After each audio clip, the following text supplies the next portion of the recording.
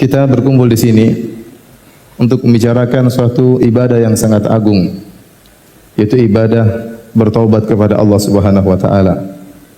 Yang ibadah tersebut bukan hanya diperlukan oleh orang-orang yang tenggelam dalam kemaksiatan. Bahkan setiap kita, setiap muslim butuh untuk bertobat kepada Allah Subhanahu wa taala. Jangankan kita, bahkan manusia terbaik Rasulullah sallallahu alaihi wasallam, alladzi qad ghufira lahu ma taqaddama min dzambi wa ma ta'akhkhar, yang telah diampuni dosa-dosa yang telah lalu dan yang akan datang. Beliau berkata, ya ayyuhan nas tubu ila Allah, fa wallahi inni astaghfiru ila Allah wa atubu ilaih fil yaumi aktsar min 70 marrah. Kata beliau, wahai manusia sekalian, bertobatlah kepada Allah. Demi Allah, sungguhnya aku beristighfar dan bertobat kepada Allah setiap hari lebih daripada 70 kali. Bahkan dalam sebagian riwayat, sahabat pernah menghitung Nabi, sekali majelis, sekali duduk, Nabi pernah beristighfar 100 kali. Rabbi ghfirli wa tub alayya innaka antat tawwabur rahim. Ya Rabbku, ampunilah aku dan aku bertobat kepada Engkau. Sungguhnya Engkau adalah Maha penerima taubat dan Maha pengasih lagi Maha penyayang. Dihitung oleh sahabat sampai 100 kali. Jika Nabi SAW yang luar biasa imannya, yang surga tidak akan terbuka kecuali yang mengetuknya Nabi SAW, bertobat sedemikian itu, bagaimana lagi dengan kita? Maka nanti akan saya jelaskan bahwasanya taubat, ya, ini adalah ibadah yang harus dilakukan oleh setiap muslim. Jangan sampai ada yang bertanya, Ustaz, saya kan anak masjid, ngapain saya bertobat? Saya anak masjid, pemuda masjid Al-Azhar, pemuda masjid Rabbanian. Apakah saya harus bertobat? Iya, semua orang harus bertobat kepada Allah Subhanahu wa taala. Sebelum kita menjelaskan tentang kewajiban bertobat, saya ingin menjelaskan tentang keutamaan bertobat. Keutamaan bertobat. Terlalu banyak dalil yang menunjukkan akan keutamaan bertobat, akan agungnya bertobat kepada Allah Subhanahu wa taala. Yang pertama, para hadirin dan hadirat yang dirahmati oleh Allah Subhanahu wa taala, ternyata orang yang sering bertobat itu orang yang dicintai oleh Allah Subhanahu wa taala. Kalau Anda ingin dicintai oleh Allah Subhanahu wa taala, seringlah bertobat kepada Allah Subhanahu wa taala. Al-Imam Ibnu Al-Qayyim rahimahullah pernah berkata, "Laisa sya'nu an tuhib, wa innama sya'nu an tuhab." Bukanlah perkaranya engkau mencintai, tetapi yang lebih penting apakah kau dicintai oleh Allah Subhanahu wa taala. Kita mungkin cinta kepada Allah, tapi apakah cinta kita ternyata dibalas oleh Allah, ataukah cinta kita hanya bertepuk sebelah tangan? Kalau kita ingin dicintai oleh Allah, di antaranya adalah banyak bertobat. Kata Allah Subhanahu wa taala, "Innallaha yuhibbut tawwabin." Sungguhnya Allah mencintai hamba-hambanya yang bertobat. Oleh karenanya hamba-hamba Allah yang sangat beruntung di hari kiamat kelak adalah yang paling banyak beristighfar. Kata Nabi sallallahu alaihi wasallam, "Tuba liman wajada fi sahifatihi istighfaran katsiran." Sungguh beruntung seorang hamba yang dia mendapati dalam catatan amal dia istighfar yang banyak. Beruntung dia. Maka seringlah Anda bertobat kepada Allah Subhanahu wa taala. Ini salah satunya, dengan bertobat kita meraih kecintaan Allah kepada kita. Yang kedua, para hadirin dan hadirat yang dirahmati oleh Allah Subhanahu wa taala, taubat ternyata salah satu sebab untuk masuk surga. Dan ini adalah keutamaan yang selalu saya renungkan, betapa mulianya, betapa baiknya Tuhan kita. Seharusnya seorang kalau bermaksiat kemudian dia bertobat kepada Allah Subhanahu wa taala, harusnya impas, selesai. 0-0, seperti orang bersalah kepada orang lain, dia minta maaf kemudian selesai. Tetapi tidak demikian. Allah hapuskan dosa-dosanya, Allah kasih bonus, bonusnya masuk surga. Jadi ini tidak terjadi pada makhluk. Apakah ada seorang makhluk manusia kemudian kita bersalah sama dia, kemudian kita datang ke rumahnya, kita bilang, "Ya akhi, ya ukhti, saya punya salah, saya minta maaf sama engkau." Terus dia bilang, "Ya, saya maafkan engkau dan ini mobil hadiah buat kamu." Apa ada seperti itu? Jawabannya enggak mungkin. Tapi Allah tidak demikian. Kalau Anda bertobat kepada Allah Subhanahu wa taala, Allah ampuni dosa-dosa Anda dan Allah kasih bonus masuk surga. Kata Allah Subhanahu wa taala, ya ayyuhalladzina amanu tubu ila Allahi taubatan nasuha. Asa rabbukum ayyukaffira ankum sayyi'atikum wa yudkhilakum jannatin tajri min tahtihal anhar. Wahai orang-orang yang beriman, bertaubatlah kepada Allah dengan taubatan nasuha. Niscaya Allah akan menghapuskan dosa-dosa kalian. Apakah titik? Belum, masih ada kelanjutannya. Wa yudkhilakum jannatin tajri min tahtihal anhar. Dan Allah akan masukkan kalian ke dalam surga yang mengalir di bawahnya sungai-sungai. Bayangkan betapa baik Rabb kita, betapa mulianya Rabb kita, betapa karimnya Rabb kita. Seorang bertobat kepada Allah, membangkang kepada Tuhannya, melanggar larangan-larangannya, kemudian dia kembali kepada Allah, Allah ampuni dosa-dosanya, bahkan Allah kasih bonus, Allah masukkan dalam surga Allah Subhanahu wa taala. Di antara keutamaan bertobat kepada Allah Subhanahu wa taala, orang yang bertobat didoakan oleh malaikat. Didoakan oleh malaikat. Alladzina yahmiluna al-arsya wa man hawlahu yusabbihuna bihamdi rabbihim wa yu'minuna bihi wa yastaghfiruna lilladzina amanu rabbana wasi'ta kulla syai'in rahmatan wa ilma faghfir lilladzina tabu. Malaikat yang mengangkat arsy Allah dan malaikat-malaikat yang ada di sekitar Allah Subhanahu wa taala mendoakan orang-orang yang bertobat. Mereka berkata, Rabbana wasi'ta kulla syai'in rahmatan wa ilma. Ya Rabb kami, sungguhnya ilmumu dan rahmatmu meliputi segala sesuatu. Faghfir lilladzina tabu. Ampunilah orang-orang yang bertaubat. Yang doakan bukan manusia lagi. Yang doakan para malaikat, bahkan malaikat-malaikat spesial, malaikat-malaikat yang memikul arsy Allah Subhanahu wa taala. Mereka menyempatkan diri untuk mendoakan orang-orang yang bertobat kepada Allah Subhanahu wa taala. Dan masih banyak lagi keutamaan-keutamaan bertobat kepada Allah Subhanahu wa taala. Yang ini semua menunjukkan bahwasanya taubat adalah ibadah yang agung, ibadah yang sangat mulia, ibadah yang sangat dicintai oleh Allah Subhanahu wa taala. Karenanya, ya, Allah mentakdirkan manusia memiliki sifat untuk berdosa. Sifat tersebut sudah bawaan dari sananya. Bagaimanapun dia berusaha untuk bertakwa kepada Allah, pasti suatu saat dia akan menyimpang. Kata Nabi sallallahu alaihi wasallam, istaqimu walan tuhsuh. Istiqamalah kalian dan kalian tidak akan mampu, kata Nabi sallallahu alaihi wasallam. Dalam ayat kata Allah, wa ya qaumi istaghfiru rabbakum tsumma tubu ilaih. Ya.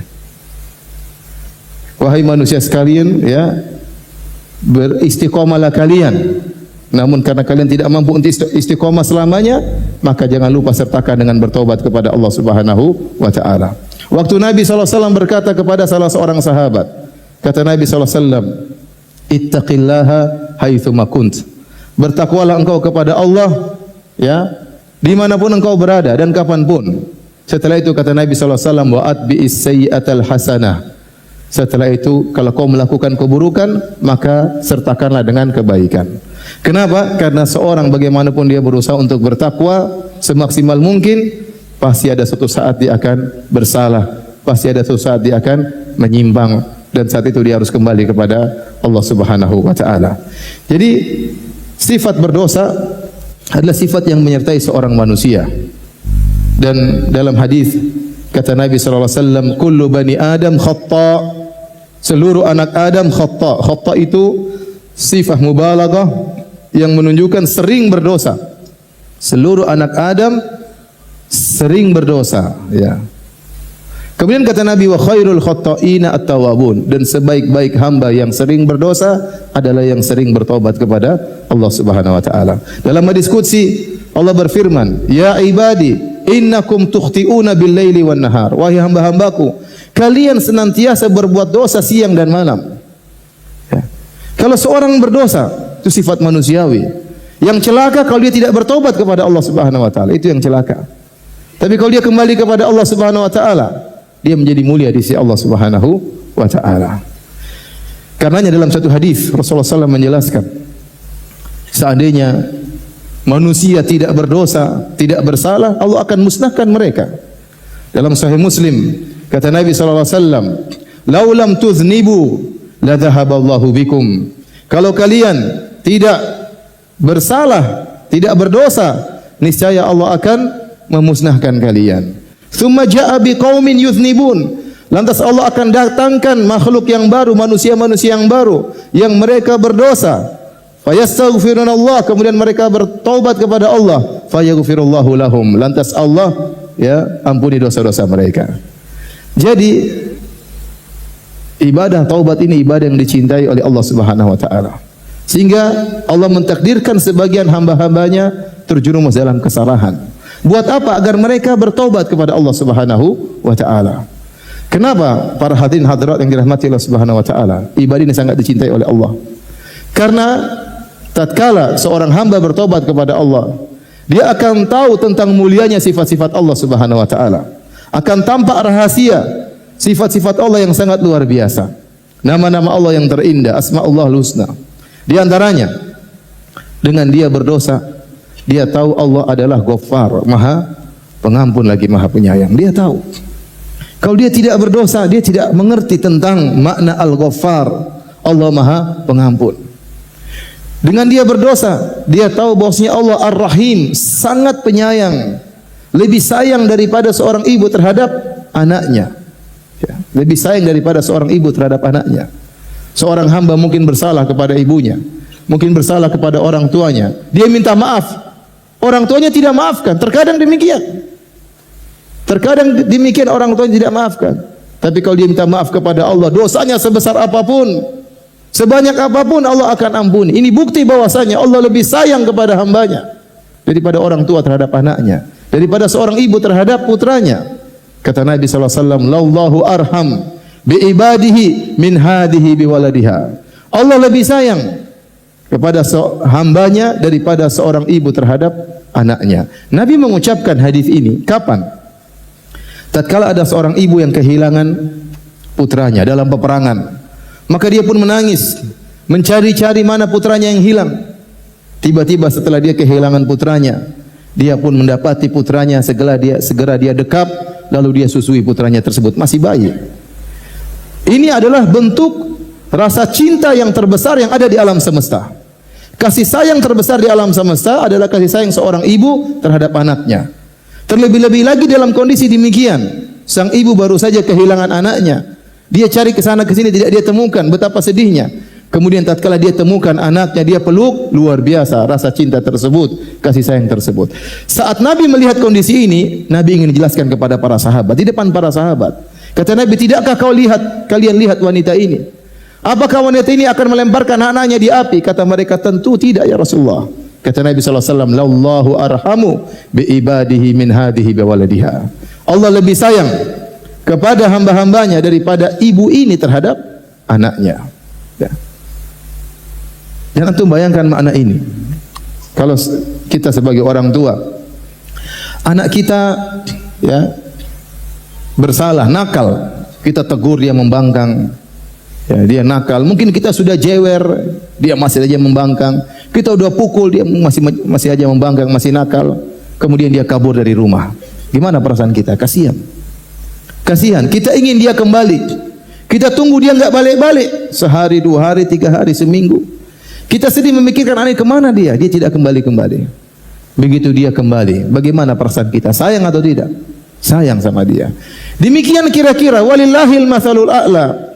Dan perumpamaan kepada Allah lebih tinggi. Kalau ada hamba Allah yang bertobat kembali kepada Allah, Allah sangat sayang kepada dia. Makanya Nabi SAW bersabda, "Lallahu arhamu, lallahu asyaddu farahan bi abdihi hina yatubu ilaihi min ahadikum ala rahilatihi kana bi ardin falatin fanfalatat minhu." Kata Nabi SAW, sungguhnya Allah lebih gembira dengan tobatnya seorang hamba kepada Allah daripada salah seorang dari kalian, dia dengan membawa tunggangannya di padang pasir, fanfalatat minhu, tiba-tiba ontanya tersebut, tunggangannya tadi kabur. Wa 'alaiha ta'amuhu wa syarabuhu, ternyata di ontanya tersebut bekalnya seluruhnya di situ, makanannya, minumannya di situ. Dia sudah putus asa. Fa ayisa min rahilatihi, dia pun putus asa dari tunggangannya tadi. Fadhahaba ila dhilli tahti syajarah, maka dia pun pergi ke bawah sebuah pohon. Fattaja'a tahta dhilli syajarah, kemudian dia berbaring di bawah naungan sebuah pohon. Dia menunggu kematiannya. Dia sudah putus asa. Di tengah padang pasir, apa yang bisa dia lakukan? Makanan tidak ada, minuman tidak ada. Dia berbaring di bawah sebuah pohon, menunggu kematian datang secara bertahap. Mulai kehausan, mulai kelaparan. Kemudian dia sudah yakin dia akan meninggal dunia. Fabainama huwa kadzalik, tatkala dia sedang menanti kematiannya, id huwa biha qa'imah, tiba-tiba ontanya tadi datang. Wa 'alaiha ta'amu wa syarabu, ternyata makanan dan minumnya masih lengkap. Maka dia langsung begitu gembiranya, fa akhadha bi khitamiha, lantas dia memegang tali kekang onta tersebut, saking bahagianya dia berkata, Allahumma anta abdi wa ana rabbuk, ya Allah sungguh engkau adalah hambaku dan aku Tuhanmu ya Allah ya. Kata Nabi, akhta'a min syiddatil farah, dia salah ngomong karena saking apa? Gembiranya. Kata Nabi, Allah lebih gembira dengan tobatnya seorang hamba daripada orang ini. Ini menunjukkan betapa luas rahmat Allah Subhanahu wa taala. Dan Anda tidak bisa merasakan hal tersebut kecuali setelah Anda berdosa. Baru Anda tahu bahwasanya Allah masih sayang kepada saya. Allah masih tunjukkan saya kepada jalan kebenaran. Allah masih menyelamatkan saya daripada kehinaan, daripada kenistaan. Setelah bertahun-tahun mungkin saya tenggelam dalam kenistaan. Allah masih sayang kepada saya. Lebih besar kasih sayang Allah daripada seorang ibu terhadap anaknya. Dengan kita terjerumus dalam dosa, dengan adanya ibadah taubat, kita tahu benar nama Allah As-Sittir, yang maha menutup dosa-dosa. Betapa sering kita melakukan dosa-dosa, Allah tutup dari pandangan manusia, tidak ada yang tahu. Hanya Allah yang tahu apa yang kita lakukan. Oleh karenanya Ibnu Qayyim rahimahullah berkata, kalau ada orang memuji Anda, ada orang memuji antum, sebenarnya tidak sedang memuji kelebihan antum tentang amal soleh antum, tidak. Orang ini tidak sedang memuji kesolehan Anda. Sesungguhnya orang ini sedang memuji begitu agungnya sifat menutupnya Allah Subhanahu wa taala. Azimi sitrillah alaik. Sungguhnya dia sedang memuji bagaimana agungnya sifat Allah menutupi dosa-dosa Anda. Karena seandainya kalau Allah angkat sitirnya, Allah angkat tutupan tersebut, kemudian orang akan melihat dosa-dosa Anda, maka tidak ada yang menghargai Anda. Apa kata Muhammad bin Wasi' rahimahullahu taala? "Lau kana lidzunub rihun ma jalasa ilayya ahadun." Kalau seandainya dosa-dosa itu ada aromanya, maka tidak seorang pun yang akan mau duduk dengan saya. Tetapi Anda dimuliakan oleh orang, Anda dipuji oleh orang bukan karena amal soleh Anda, tetapi karena agungnya sifat Allah yang telah menutupi dosa-dosa Anda, ya. Sehingga Anda ngerti tentang makna sitir, yang maha menutupi. Kemudian dengan seorang berdosa, dia bertobat kepada Allah Subhanahu wa taala, dia tahu tentang nama Allah Al-Halim. Apa itu Al-Halim? Al-Halim itu artinya bisa dia membalas tapi dia tunda. Bisa dia membalas tapi dia tunda. Itu namanya Halim, seorang yang halim. Dia bisa balas tapi dia tunda, dia maafkan nanti saja, dia maafkan. Betapa sering kita melakukan maksiat tatkala di hadapan banyak orang, terlebih-lebih tatkala bersendirian. Allah bisa saja mencabut nyawa kita tatkala itu. Tapi Allah tidak cabut. Allah tidak cabut. Allah sayang sama kita, masih diberi kesempatan untuk bertobat kepada Allah Subhanahu wa taala. Kita lihat banyak orang yang sedang joget-joget tahu-tahu meninggal dunia. Ya, sedang nyanyi-nyanyi tahu-tahu meninggal dunia. Yang sedang berzina tahu-tahu meninggal dunia. Banyak orang seperti itu, banyak. Waliyadzubillah. Ya. Sedang bermaksiat, sedang membangkang perintah Allah, tahu-tahu dicabut nyawanya oleh Allah Subhanahu wa taala. Betapa sering kita bermaksiat kepada Allah Subhanahu wa taala, tidak ada yang lihat dan Allah tidak cabut nyawa kita. Allah Al-Halim, yang maha menunda siksaan, padahal Allah mampu untuk segera membalas kapan saja Allah kehendaki. Tujuannya apa? Agar Anda kembali kepada Allah Subhanahu wa taala. Kemudian dengan bertobat kita tahu nama Allah At-Tawwab. Apa itu At-Tawwab? Zat yang maha menerima taubat dan zat yang maha mengilhamkan taubat kepada seorang hamba. Kalau Allah tidak berilham kepada kita untuk bertobat, kita tidak bakalan bertobat. Banyak orang di antara kita yang benar-benar tenggelam dalam kemaksiatan, lupa dengan akhirat, tenggelam dengan dunia kemaksiatan, entah zina, entah morfin, entah khamar, entah wanita, entah musik-musikan, entah apa saja, tenggelam dalam kenistaan. Subhanallah, tiba-tiba Allah ilhamkan kepada dia untuk bertobat. Ya. Makanya Allah berfirman, "Tsumma taba 'alaihim liyatubu." Kemudian Allah mengilhamkan taubat kepada mereka agar mereka bertobat.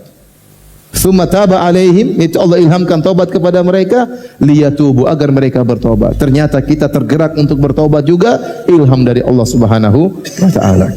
Ini semua adalah hikmah dari seorang terjerumus dalam dosa, dari ibadah taubat kepada Allah Subhanahu wa taala. Dan yang terakhir di antara hikmah dari kita terjerumus dalam dosa, yaitu bahwasanya tatkala kita ingat dosa-dosa kita, maka kita tidak merasa tinggi, kita tidak pernah merasa ujub. Sekarang mungkin alhamdulillah Allah telah selamatkan kita dari jurang kenistaan, Allah selamatkan kita dari kemaksiatan. Kita tidak menjadi angkuh setelah itu. Kita ingat kita pernah dulu bermaksiat kepada Allah Subhanahu wa taala. Allah tutup aib-aib kita. Kita ingat dulu kita pernah berlezat-lezatan dalam kemaksiatan. Orang beriman harusnya kalau bermaksiat dia benci. Hatinya gelisah tatkala dia bermaksiat, hatinya berontak. Tapi sebagian kita tatkala bermaksiat bukan hatinya berontak, dia benar-benar berlezat-lezat. Kata Ibnul Qayyim, orang seperti ini butuh dua taubat. Taubat kepada dosanya, taubat kepada berlezat-lezat tatkala sedang bermaksiat. Ya. Jadi dengan kita mengingat hal ini, kita tidak akan ujub. Karena sebagian orang tatkala dia beramal soleh, dia lihat saudara-saudaranya mungkin yang bermaksiat, kemudian dia menghinakan, dia merendahkan, dia merasa dirinya tinggi. Jangan ya akhi, kasihan mereka, doakan mereka. Sebagian kita juga dulu pernah seperti mereka. Sayangi mereka, tarik tangan mereka, ajak mereka untuk mengaji, ajak mereka untuk kembali kepada Allah Subhanahu wa taala. Jangan buat mereka putus asa. Tebarkan rahmat Allah, sampaikan luasnya rahmat Allah Subhanahu wa taala agar mereka bertobat dan kembali kepada Allah Subhanahu wa taala. Para hadirin dan hadirat yang dirahmati oleh Allah Subhanahu wa taala, maka pada kesempatan kali ini agar kita semangat untuk bertobat kepada Allah Subhanahu wa taala, saya ingin jelaskan bahwasanya taubat itu bukan hanya untuk orang-orang yang pendosa, bukan. Bahkan orang yang saleh juga harus bertobat kepada Allah Subhanahu wa taala. Ada tiga hal yang membuat seorang harus bertobat kepada Allah Subhanahu wa taala. Yang pertama, tentunya dosa-dosa. Yang kedua, kurang bersyukur kepada Allah Subhanahu wa taala. Yang ketiga, kurang beribadah sebagaimana yang dituntut oleh Allah Subhanahu wa taala. Ini tiga perkara yang diisyaratkan oleh Ibnul Qayyim rahimahullah dalam kitabnya Madarijus Salikin. Yang pertama, karena dosa-dosa. Siapa di antara kita yang tidak ada dosanya?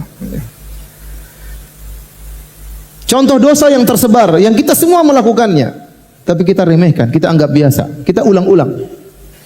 Tapi Allah suruh bertobat dari dosa tersebut. Dosa tersebut adalah mengumbar pandangan. Allah sebutkan dalam surat An-Nur. Dan surat tersebut surat Madaniyah, bukan surat Makkiyah. Surat Madaniyah itu turun setelah Nabi berhijrah. Yang diajak berbicara oleh Allah adalah para sahabat yang mulia, orang-orang yang saleh. Berbeda tatkala fase Makkiyah. Surat Makkiyah turun biasanya konteksnya kepada orang-orang musyrikin Arab yang kafir, yang mengingkari hari kebangkitan. Ini surat An-Nur. Dalam surat tersebut Allah mengatakan, "Qul lil mu'minina yaghuddu min absarihim wa yahfadhu furujahum dzalika azka lahum innallaha khabirum bima yasnaun wa qul lil mu'minati yaghuddna min absarihinna wa yahfadhna furujahun." Katakanlah kepada lelaki-lelaki beriman, yang Allah panggil orang-orang beriman, agar mereka menundukkan sebagian pandangan mereka dan agar mereka menjaga kemaluan mereka. Itu lebih suci bagi mereka. Sungguhnya Allah khabirum bima yasnaun. Allah Maha mengetahui apa yang mereka lakukan. Lirikan mata mereka Allah tahu. Ya alamu kha'inatal a'yun. Allah mengetahui pengkhianatan lirikan mata. Jangankan lirikan mata, kata Allah, wa ma tukhfi sudur, apa yang disembunyikan dalam dada manusia Allah tahu. Jadi yakinlah, kalau Anda melirik wanita yang haram untuk dilihat, melihat aurat wanita yang tersingkap, Anda sengaja melihat, maka Allah catat langsung. Jangankan lirikan mata, yang terbetik dalam hati pun Allah catat. Anda dengki, Allah catat. Anda hasad, Allah catat. Suudzon, Anda sombong, dicatat oleh Allah Subhanahu wa taala. Bagaimana lagi dengan gerakan yang terlihat, gerakan mata. Di akhir ayat kata Allah Subhanahu wa taala, "Wa tubu ila Allahi jami'an ayyuhal mu'minun la'allakum tuflihun." Maka hendaknya kalian seluruhnya bertobat kepada Allah, wahai orang yang beriman. Semoga kalian beruntung. Kata Syekh Ibnu Utsaimin rahimahullah, ini ayat menunjukkan wajibnya seorang bertobat dari mengumbar pandangan. Sekarang siapa di antara kita yang bisa selamat dari dosa ini? Selama punya HP ya pasti maksiat. Di jalan-jalan kita lihat maksiat. Iklan HP, HP-nya kecil, ceweknya gede. Iklan apa lagi? Iklan minuman, minumannya kecil, ceweknya apa? Gede. Semuanya cewek sekarang. Kita nggak lihat ya pasti lihat. Ya. Kalau naik busway